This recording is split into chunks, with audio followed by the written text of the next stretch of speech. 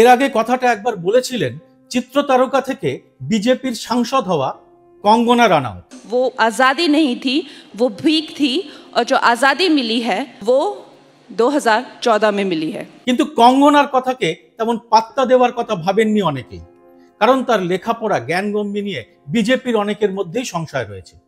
কিন্তু এইবার সেই কথাটাই কার্যত রিপিট করেছেন आरएसएस এর প্রধান मोहन भागवत। अनेक शतकों से परचक्र झेलने वाले भारत के सच्चे स्वतंत्रता की प्रतिष्ठा उस दिन हो गई। स्वतंत्रता थी, प्रतिष्ठित नहीं थी। আর তাই কথাটিকে আর পাগলের প্রলাপ বলে একেবারে উড়িয়ে দেওয়া যাচ্ছে না। কি কথা? ভাগবত সোমবার মধ্যপ্রদেশের ইন্দোরে বলেছেন রাম মন্দির খোলার দিনই এসেছে দেশের প্রকৃত স্বাধীনতা। কঙ্গনা রানাওতের কথার সঙ্গে মোহন ভাগবতের কথার সামান্য ফারাক আছে। বুদ্ধিমান মানুষ তো, তাই কথার মারপ্যাচে তিনি কঙ্গনার চেয়ে অনেকটাই এগিয়ে। তাই তিনি এর সঙ্গে একটা ব্যাখ্যাও জুড়েছেন। তিনি বলেছেন 1947 সালের 15ই আগস্ট দেশ স্বাধীনতা পেলেও গত বছর রাম মন্দির প্রতিষ্ঠার দিনেই দেশের প্রকৃত স্বাধীনতা প্রতিষ্ঠিত হয়েছে। বুঝতে পারলেন কথার মারপ্যাচটা? প্রকৃত স্বাধীনতা এলো রাম মন্দির প্রতিষ্ঠার দিনই। এবার ইতিহাস বইতে ছাত্রদের এটা পড়তে হবে ভারতের প্রকৃত স্বাধীনতা এলো ভারতের সুপ্রিম কোর্টের একটি রায়। আর এই রায় যখন সুপ্রিম কোর্ট দিচ্ছিল তখন তারা আসলে প্রকৃত স্বাধীন দেশের সুপ্রিম কোর্ট ছিল না। আর আমাদের শত শত শহীদের আত্মবলিদান তাহলে কোথায় গেল নেতাজি সুভাষ, সূর্য সেন, বিনয় বাদল দীনেশ, ভগৎ সিংদের মতো অজস্র শহীদের আত্মত্যাগ? তবে এখানেই তো শেষ নয়। বাঙালির মেধাকে, দেশের জন্য তাদের আত্মত্যাগকে ছোট করার আরেকটি বড় কাজ কিন্তু এর মধ্যেই সেরে ফেলেছে এই মনুবাদী সংগঠন এবং তার আদর্শে চলা বিজেপি। ধর্মের ভিত্তিতে তারা তো বাঙালি জাতিকে ভাগ করেই ছিল। এবার বাঙালিদের কর্মময় জীবন সম্পন্নদের তালিকা থেকে তারা কাদের ছেটে ফেলেছে তা শুনলে শুধু আশ্চর্যই হবেন তা নয়, বাঙালির গর্বের মনীষীদের এই অপমানে আপনার আপাদমস্তক জ্বলতেই পারে। আজকের এই এপিসোডে আমি সেই বাদ যাওয়া মানুষদের কথা আপনাদের সামনে আনব। তারপর আপনারাই বিচার করবেন বাঙালির এই অপমান আমাদের মেনে নেওয়া উচিত কিনা। ভিডিওটি পুরোটা দেখে ভালো লাগলে এটি লাইক ও শেয়ার করবেন আরো মানুষের কাছে। আর স্বাধীন এই সাংবাদিকতার পাশে থাকতে চ্যানেলটি সাবস্ক্রাইব করে নোটিফিকেশন বেলটি চালু করে রাখতে ভুলবেন না।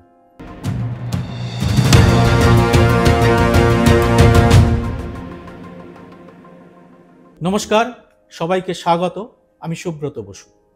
স্বাধীনতা আন্দোলনের সময় যখন বাংলা আর পাঞ্জাব থেকে শত শত বীর স্বাধীনতা সংগ্রামী ব্রিটিশদের সঙ্গে লড়ছেন, প্রাণ দিচ্ছেন, তখন এই আরএসএস এর কারিয়াকর্তারা কি ভূমিকা নিয়েছিলেন তা তো আপনারা জানেন। তারা যে তখন ব্রিটিশদের পদলহন করছিলেন এখন তার কারো অজানা নয়। তাদের সেই দেশ বিরোধী নীতির সমর্থকরা এখন পরম মোদিভক্ত হয়ে তার সমালোচনা শুনলেই যাকে তাকে দেশ বিরোধী বলে দাগিয়ে দিয়ে চলেছে। তাদের কাছে দেশ মানে দেশের মানুষ নন, দেশ মানে মোদি আর তাদের সংবিধান মানে মনুস্মৃতি। দেশের স্বাধীনতার বীর যোদ্ধাদের সম্মান করা দূরের কথা, তাদের অপমান করার দুঃসাহসও তারা এখন দেখাতে শুরু করেছে। আর বাবা সাহেব আম্বেদকরের সংবিধানকে তো তারা কি চোখে দেখে তাও সবাই জানেন। আর এই সংস্কৃতির বিরুদ্ধে এখন মাথা তুলে লড়তে শুরু করেছেন দেশের মানুষ। Yesterday, the chief of the RSS said that India never achieved independence in 1947. He said that true independence in India was achieved when the Ram Mandir was built. He says that the constitution was not the symbol of our freedom. Mohan Bhagwat has the audacity to inform the nation every 2 or 3 days what he thinks about the independent movement, what he thinks about the constitution. In fact, what he has said yesterday is treason, because it is stating that the constitution is invalid. It is stating that everything, the fight against the British was invalid, and he has the audacity to say this publicly. In any other country, he would be arrested and tried. মহিলা, দলিত, আদিবাসী, সাধারণ মধ্যবিত্ত, আমার আপনার মতো মানুষ বুঝে গেছেন এই সংগঠনের চরিত্র। রাম নাম জপনা আর পরায়া ধন মানে দেশের সব সম্পদ কয়েকজন শিল্পপতিদের হাতে তুলে দেওয়াই এদের মূল লক্ষ্য। দেশ জুড়ে বেকারদের হাহাকার, সাধারণ মানুষের সংসার চালাতে গিয়ে নাভিশ্বাস সারা বিশ্বের সমস্ত সমীক্ষায় প্রকাশিত হলেও এদের চোখে তা ধরা পড়ে না। আর এর থেকে নজর ঘোরাতেই বারবার নানা রকম অপ্রাসঙ্গিক প্রশ্ন তুলে মূল বিষয়টি ধামাচাপা দেওয়ার চেষ্টা চলছে নিরন্তর। কঙ্গনা রানাউতের মতো তারকাকে দিয়ে সেই কাজটি নিপুণভাবে করা যায়নি, লোকে তার কথাকে তেমন গুরুত্বই দেয়নি। তাই আরএসএস এর প্রধান মোহন ভাগবত নিজেই আবার নেমে পড়েছেন আসরে। যে বাবরি মসজিদ ভাঙাকে সুপ্রিম কোর্ট একটি অপরাধমূলক কাজ বলে আখ্যা দিয়েছে, সেই মামলার এক অভিযুক্ত চম্পত রায়কে পুরস্কৃত করছে আরএসএস। আর সেই চম্পত আবার শ্রীরাম জন্মভূমি তীর্থক্ষেত্র ট্রাস্টের সাধারণ সম্পাদক এবং মোদির অত্যন্ত ঘনিষ্ঠ। সোমবার তাকে পুরস্কার দেওয়ার অনুষ্ঠানেই মোহন ভাগবত এই কথা বলেছেন। তার দাবি শুনলে এত কাণ্ডের মধ্যেও আপনার হাসি পেতেই পারে। তিনি বলেছেন, রাম জন্মভূমি আন্দোলন কারো বিরোধিতা করে শুরু হয়নি, ভারতকে অর্থাৎ তার আত্মাকে জাগ্রত করতেই ওই আন্দোলন শুরু হয়েছিল। বুঝুন, আমাদের পূর্বপুরুষ বীর শহীদেরা ব্রিটিশদের সঙ্গে লড়াই না করে তাদের তাড়ানোর জন্য জীবন বাজি না রেখে আত্মা জাগ্রত করার জন্য এবং তথাকথিত প্রকৃত স্বাধীনতা আনার জন্য রাম মন্দির তৈরির আন্দোলন করলেই পারতেন, এটাই তাদের বক্তব্য। নেতাজি সূর্য সেনরা ভাবতেই পারেননি কি সহজ ছিল দেশের প্রকৃত স্বাধীনতা আনার কাজটা, তাই তারা নিজেদের জীবন দেওয়ার পথ বেছে নিয়েছিলেন। তবে মণিমুক্ত আরো আছে। আগেই বলছিলাম না, আসলে মানুষের রুটি রুজির এই প্রবল চাপে যে আরএসএস এর সাধের ইমারত ক্রমশ ভেঙে পড়ছে তা এখন বুঝতে পেরেছেন তারা। সব ইনস্টিটিউশন কবজা করার পরেও এখন ভোটে কারচুপি না করে আর নির্বাচনে জেতা যাচ্ছে না, তাই অন্য পথ ভাবতে হবে। আর তাই অন্য কি পথ বাতলাচ্ছেন তিনি বলছেন, ভারতের জীবন জীবিকার পথ রাম মন্দিরের প্রবেশদ্বার হয়েই যায়, এটা সবাইকে মনে রাখতে হবে। মানে কি? বেকারদের লড়াইয়ের পথ, মহিলাদের সম্মানের পথ, রুটি রুজির লড়াই, মণিপুরের শান্তির পথ সব রাম মন্দিরের আলোকেই করতে হবে। ক্যা বাত মোহন ভাগবতজি। তবে আর যাই হোক, বাঙালিকে তো আর এসব বলে ধোঁকা দেওয়া যাবে না, কারণ তারা তো রামমোহন, বিদ্যাসাগর, নেতাজি, রবীন্দ্রনাথ, নজরুলের আদর্শে চলে থাকে। মনুস্মৃতি তো তাদের আদর্শ নয়। আর তাই এই সব মনীষীদের কথা আমাদের ভুলিয়ে দেওয়ার জন্য প্রাণপণ চেষ্টা চলছে। কিভাবে? এবার আসবো সেই প্রসঙ্গে। প্রথমেই বলেছিলাম, আরএসএস এর বাঙালি কর্মময় পুরুষদের তালিকা থেকে বাদ দেওয়া হয়েছে আমাদের মনীষীদের। কিভাবে?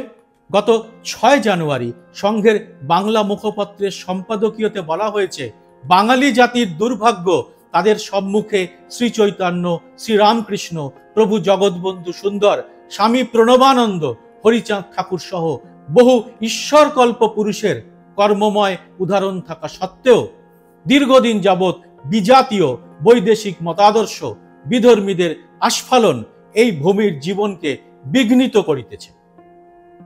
স্বধর্ম স্বজাতি রক্ষার সাধনাকে উপেক্ষা করিয়াছে। এবার এই কথাগুলির একটা বিশ্লেষণ করা যাক। বাঙালির স্বধর্ম কি? সেটা কি শুধু হিন্দু ধর্ম?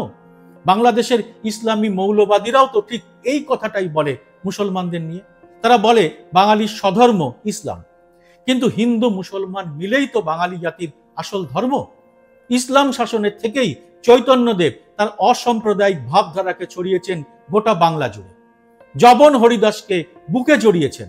শ্রীরামকৃষ্ণ যত মত তত পথের আদর্শ বিলিয়েছেন। একইভাবে ইসলাম মৌলবাদের বিরোধিতা করে মুক্তিযোদ্ধারা বাংলাদেশ তৈরি করেছেন। আর তাই আরএসএস এর ঈশ্বরকল্প পুরুষের তালিকায় যেসব মানুষের নাম লেখা রয়েছে, তাদের কেউই আপনাদের মতাদর্শের সমর্থক নন, ছিলেনও না। আর যারা আপনাদের এই মতাদর্শের বিরোধিতা করেছেন, সেই সব বাঙালি আইকনকে আপনারা এই তালিকা থেকে বাদ দিয়ে দিয়েছেন। কেন এই তালিকায় রামমোহন, বিদ্যাসাগর, নেতাজি, রবীন্দ্রনাথ, লালন, নজরুলের নাম বাদ? কারণ রামমোহন আর বিদ্যাসাগর আপনাদের জোর ধাক্কা দিয়েছিল। মনুস্মৃতির বিরোধিতা করে, সতীদাহ বন্ধ করে, বিধবা বিবাহ, নারী শিক্ষা চালু করে বাংলার মেয়েদের বাঁচতে শিখিয়েছিল। আর আপনারা তখন তাদের আক্রমণের ছক কষছিলেন। বিদ্যাসাগরকে প্রাণে মারার চেষ্টা হয়েছিল, এখনো তার মূর্তি ভাঙেন আপনারা। নেতাজি আপনাদের মতাদর্শ দূর করে দিতে চেয়েছিলেন একেবারে সহিংস পদ্ধতিতে। আজাদিন ফৌজে তার দুপাশে ছিলেন দুই ধর্মের মানুষ। তার ধর্মনিরপেক্ষতা নিয়ে আমরা গর্ববোধ করি। গোটা ভারতীয় সেনার মধ্যে তাই নেতাজির এই আদর্শ এখনো ভীষণভাবে জাগ্রত। তাই আপনাদের এই তালিকায় তার নাম নেই। হিন্দু মুসলমান কোনো বাঙালি এটা মেনে নেবে? নাম নেই রবীন্দ্রনাথের, অথচ তার আদর্শেই চলে বাঙালি জাতি। তিনি বিশ্ব মানবতার কথা বলেন, তাই তিনি শুধু বাঙালি জাতির কাছেই নন, গোটা বিশ্বে সমাদৃত। লালন ফকিরও তাই, তিনি ধর্ম নয় শুধু মানুষ দেখেন। এরাই আমাদের গর্ব। আর নজরুল তো মুসলমান, আপনাদের তালিকা থেকে তাই বাদ। সূর্য সেন, বিনয় বাদল দীনেশ, বাঘা যতীন, মাতঙ্গিনী, প্রীতিলতা, জীবনকে এরা তুড়ি মেরে উড়িয়ে দিয়েছিলেন দেশের জন্য। এদের বাদ রেখে আপনারা বাঙালিকে স্বধর্ম শেখাতে আসছেন।